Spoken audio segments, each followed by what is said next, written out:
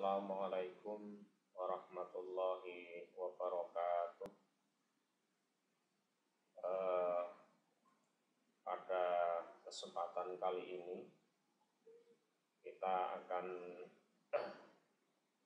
mereaksi yang katanya seorang syekh dari Timur Tengah ya, yang menyinggung kebiasaan jamaah haji, khususnya yang dari Indonesia, yang suka selfie di Masjid Nabawi, atau mungkin juga selfie di Masjidil Haram ya. Oke, begini videonya ya. Selfie.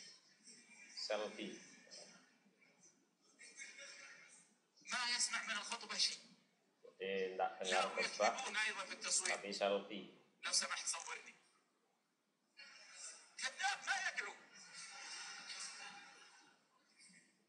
لكن إذا عاد إلى إندونيسيا يصور يبروزها ويضعها في المجلس وواقف عند المسجد النبوي. Ya. Jadi kalau dilihat dari video tersebut,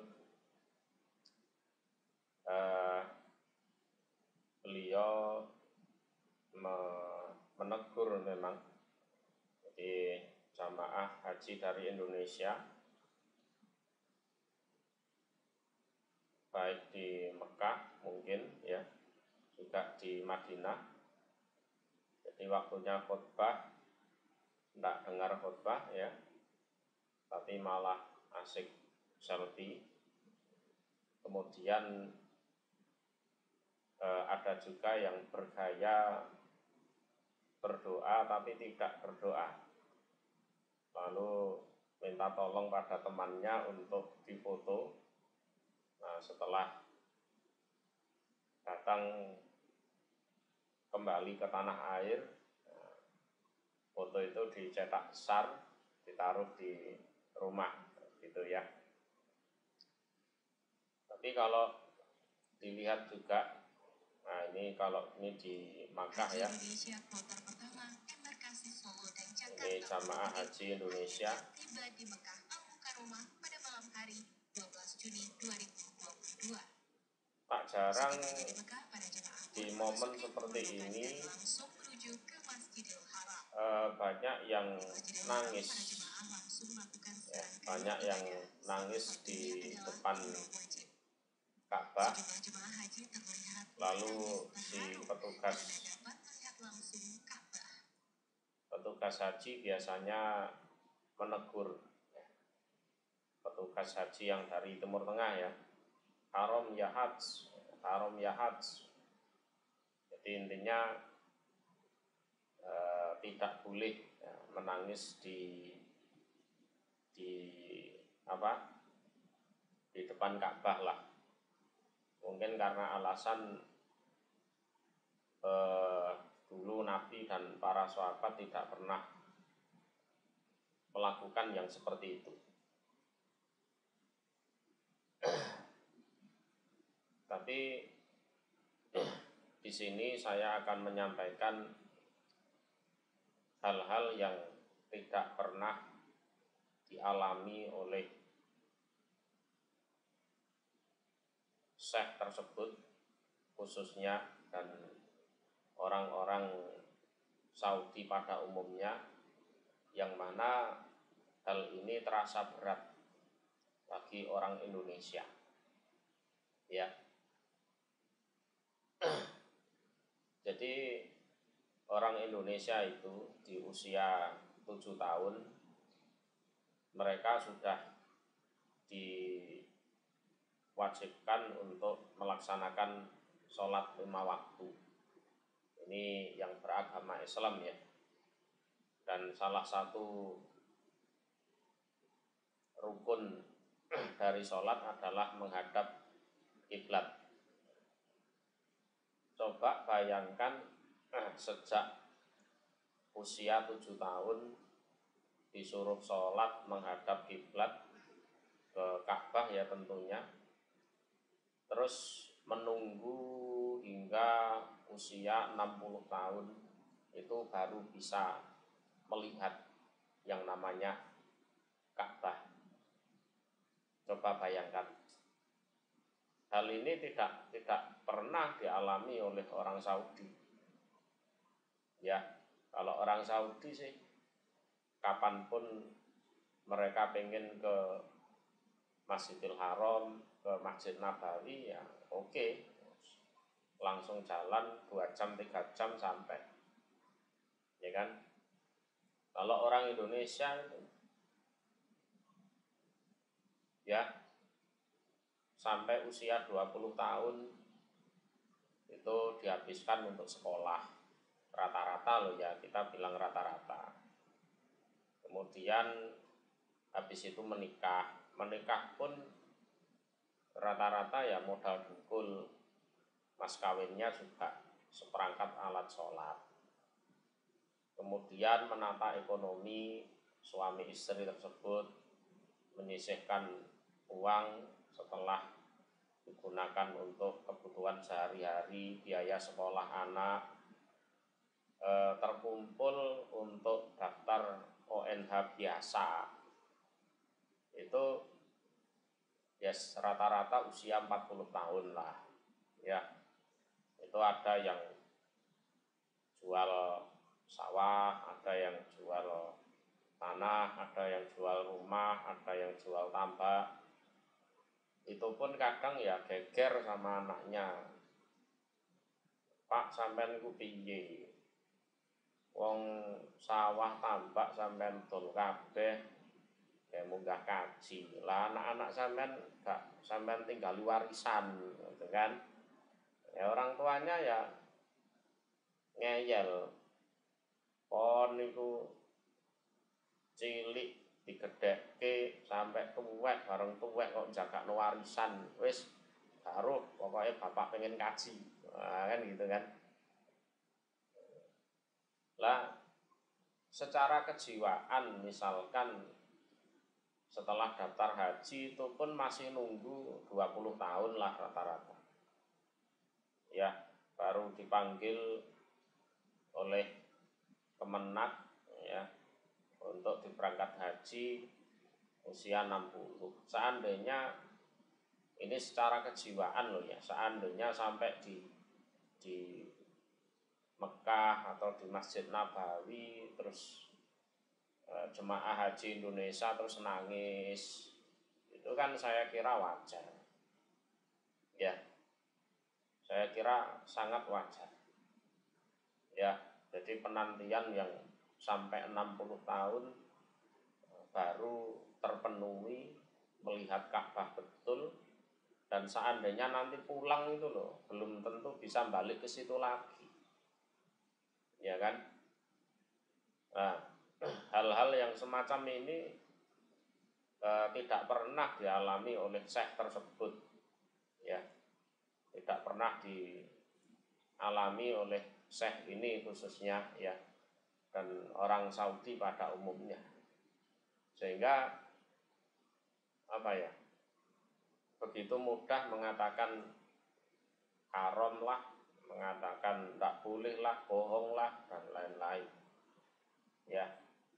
Ya saya pribadi menghargai si syekh ini ya, menghargai dia ditokohkan di komunitasnya, cuma dalam hal ini ya perlu dikritik, syekh ini perlu dikritik ya, karena dia tidak pernah mengalami suatu peristiwa yang begitu dramatis orang Indonesia naik haji, terutama orang Indonesia yang ekonominya menengah ke bawah ya, apalagi yang tukang tambal ban, tukang parkir, tukang jaga palang pintu kereta, terus tukang becak, mohon maaf ya, atau mungkin tukang sayur yang secara ekonomi mungkin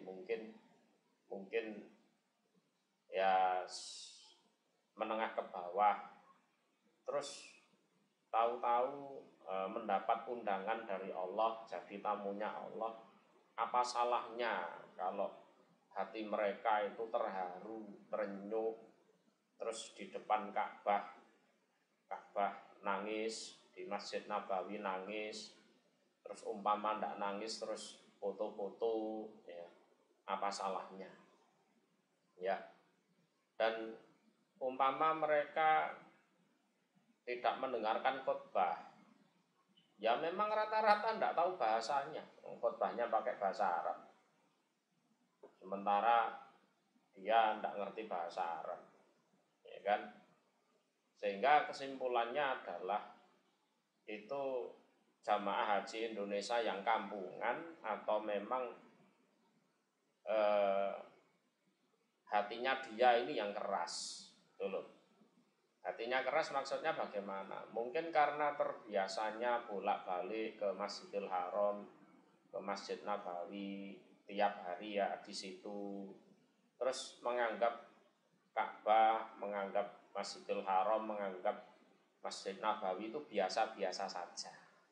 Padahal itu adalah dua kota suci, dua tempat suci yang betul-betul diidam-idamkan khususnya bagi orang Indonesia.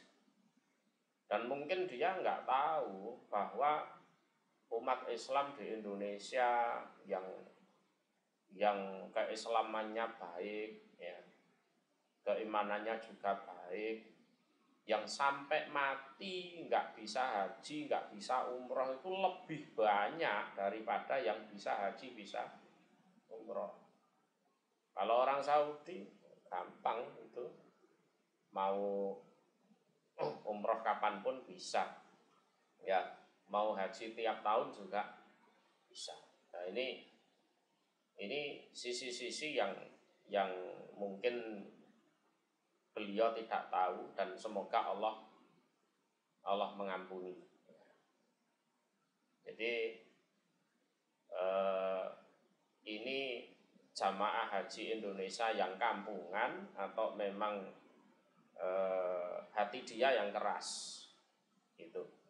Dan ini sebenarnya juga koreksi bagi saya pribadi, ya, bagi saya pribadi dan mungkin bagi semua, ya. Ini bukan soal Masjidil Haram atau Masjid Nabawi saja, ya. Misalkan orang Surabaya rekreasi ke Jogja misalkan, ya wajar seandainya foto-foto di situ, ya, terus selfie di situ, jalan-jalan, ya, menikmati suasana kota itu sudah biasa. Tapi kalau orang Jogja asli misalkan, ya males foto di situ, tiap hari memang rumahnya di situ. Sama nanti suatu saat orang Jogja misalkan pergi ke Surabaya, ya foto-foto, selfie bersama keluarga teman-temannya, ya wajar. Orang Surabaya sendiri mau foto-foto di Surabaya ya males, rumahnya di situ kan gitu. Ya. Ini juga ya tadi saya jelaskan, ya, teguran bagi saya pribadi dan juga mungkin rekan-rekan yang merasa tertegur, ya. Ini ada sebuah ayat, ya. Alam yakni lilladzina amanu antahsya'a qulubuhum li dzikrillah wa ma nazala minal haqq wala yakunu kalladzina utul kitab min qabl fatala alaihimul amad faqasat qulubuhum wa kasirun minhum fasikun. Artinya apa? Gini loh, ya. Banyak manusia yang kehidupannya itu katakan terjerumus dalam dosa lah, ya terjerumus dalam dosa, entah dosa apa. Begitu dia ada kesempatan bisa mendatangi pengajian gitu, sama ustadznya, sama kiainya, dinasehati yang baik-baik gitu, mereka itu bisa nangis, terenyuh, terharu, merasa ada siraman rohani di situ, ada rasa syukur di situ. Lah ya, aku ini pendosa, kok masih ada yang peduli dengan aku, menasehati aku, ya, kok masih ada orang yang mau menyampaikan ayat-ayat Allah kepadaku, terenyuh, ya. Dan orang seperti ini kalau melihat orang solih, solihah itu ada rasa pengen, kapan ya aku bisa lepas dari jeratan dosa ini, terus bisa jadi orang yang solihah seperti orang itu gitu. Tapi di sisi lain, orang yang tiap hari ngaji, ya tiap hari sholat, tiap hari dengarkan nasihat ceramah itu menganggap ceramah, sholat, ya ngaji itu biasa. Iya, biasa. Lah nanti jangan-jangan yang dirahmati oleh Allah itu yang pendosa itu. Kita yang ngaji tiap hari itu malah dicap hati kita keras. Ayo gimana? Ayo. Ya sama dengan peristiwa jamaah haji yang dikatakan haram kalau selfie, kalau nangis di Baitullah. Nanti jangan-jangan Allah yang sayang pada mereka, ya, terus menganggap keras hatinya orang-orang yang hidup di Baitullah itu. Jangan-jangan seperti itu nanti. Nah sehingga ya kita koreksi dirilah, ya, jangan sampai ayat ini mengenai kita. Ini kan dijelaskan apakah belum saatnya bagi orang-orang yang beriman apabila hati mereka khusyuk untuk ingat pada Allah. Ya, khusyuk untuk ingat pada Allah. Itu yang pertama. Yang kedua, khusyuk terhadap kebenaran yang diturunkan oleh Allah.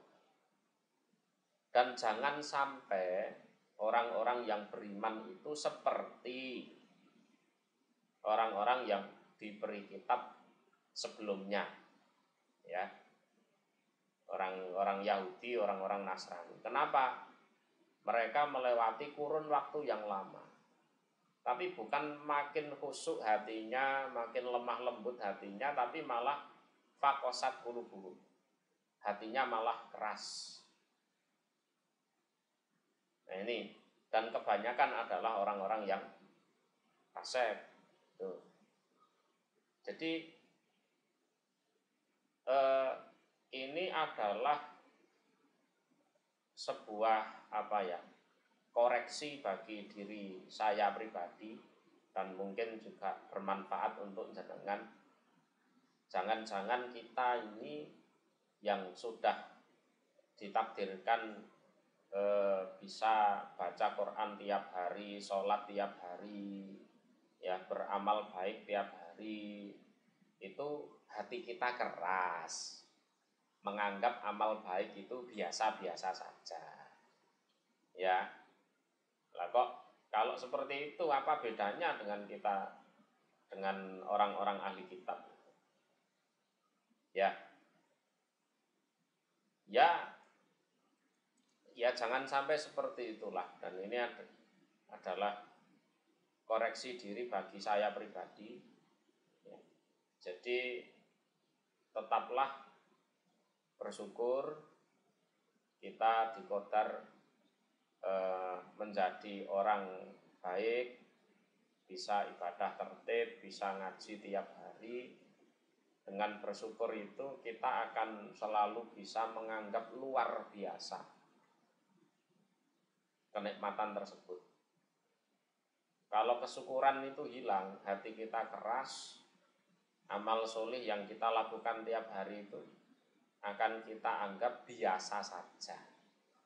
Padahal di luaran sana itu banyak sekali orang-orang yang terjerumus dalam dosa, pengen mentas dari belenggu dosa tersebut untuk bisa beramal baik. Lah kok kita yang sudah beramal baik malah keras hatinya.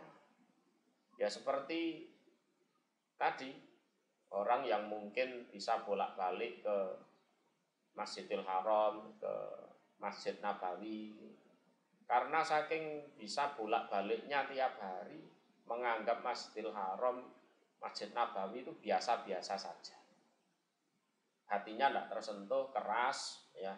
Sementara orang-orang Indonesia itu bisa ke sana seumur hidup sekali itu syukurnya luar biasa, sampai nangis-nangis di sana, ya kan, sampai selfie, ya kan.